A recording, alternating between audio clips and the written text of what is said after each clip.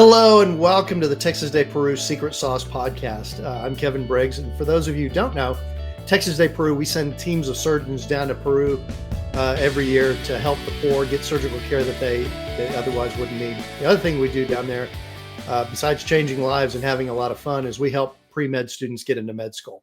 I'll talk more about that later in the episode. If you're interested in volunteering, we're always looking for volunteers. The other thing that we do on the Secret Sauce is we basically highlight our guests and highlight secret sauce and lessons for business and life, and see if we can find some applicability for everybody else in the audience. And today we have, I'm thrilled to death, frankly. We have a tremendously accomplished professional. I have worked with and for him back in the good old days. Wonderful to have aboard. Please welcome, there's no audience to clap, but Mark, thank you, and welcome, Mark Phinick. Welcome to the Texas Day Peru Secret Sauce Podcast. Thank you, Kevin. It's a pleasure. And thank you for what you're doing. Well, that's kind of you. Thank you so much. I'm thrilled to death to have you on here.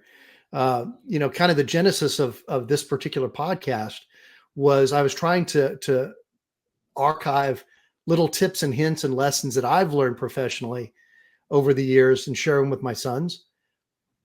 But when I start looking at all the stuff that you post and what you do, I had to have Mark on this show. This is too good to do. So for folks that don't know you, Mark, can you tell us a little bit about yourself and what you do now?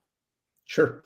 So Kevin, as you know, so I've spent a career in enterprise software sales and retired 2 years ago, 2.5 years ago, I guess, to launch a second act, for lack of a better term, which is largely centered on paying it forward, helping those without our sales insights and experience and success learn from us. And so I work with I help health tech, I help fintech, I help a lot of different types of organizations. I help individual sellers all close deals faster. And I don't want to alienate anybody who's not a salesperson. I work with a lot of people on career advancement, on just helping individuals increase their lot in life. If there's an opportunity for me to help, I tend to jump in.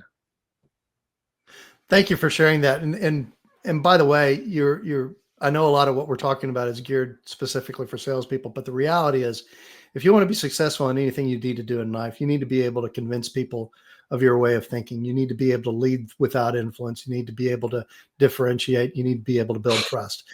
And by the way, that's not just for salespeople. That's in life in general. So one of the things that we like to ask folks on this thing, are there any particular passion projects? Obviously, I've got mine, but are there any particular passion projects that are important to you? Yeah.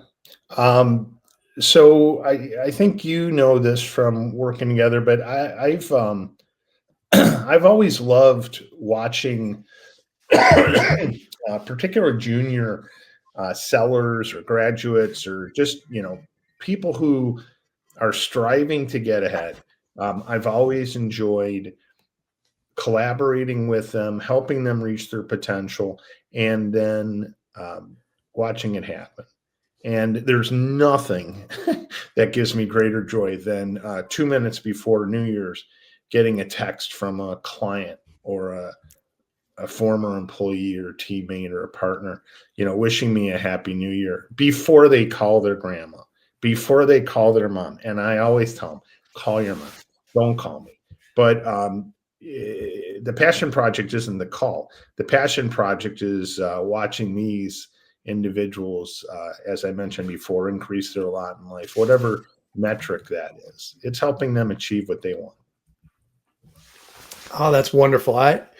And if you think about it, sometimes when you've helped somebody throughout that year, and that January 30th call, particularly for somebody who's achieved their number, that's a nice call to have.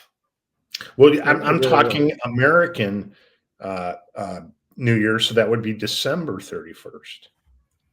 What did I say? January, but that's okay.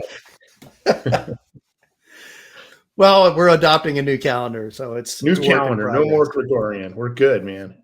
There we go. There you go. You know, in a lot of the things that you've put in print, you've said a lot of buying decisions happen in rooms that sellers never see. Can you give me an example of a situation where you were able to help somebody win an internal conversation, and you know how you navigated through that, and what you meant by being not being in rooms that where decisions actually get made? Sure. So what I have found, and I think most people would agree that is that just to start with the premise is that the people that find you in enterprise sales are not the ones who fund you. That's the Yeah. case, not only large enterprises, but small, any type of B2B. So what I've always found is that the biggest leak in B2B sales isn't what happens on calls, it's what happens after. Uh-huh. Champions leave the room, convinced perhaps, and then their boss asks three questions. Why now? What's the risk? What's the payback? And if they can't answer those without me in the room, that deal dies. So yeah, that's what I typically find, and I've helped numerous clients help equip their champions to accomplish exactly this, which is basically go stand up in front of a CFO and explain exactly how this is going to help improve the business.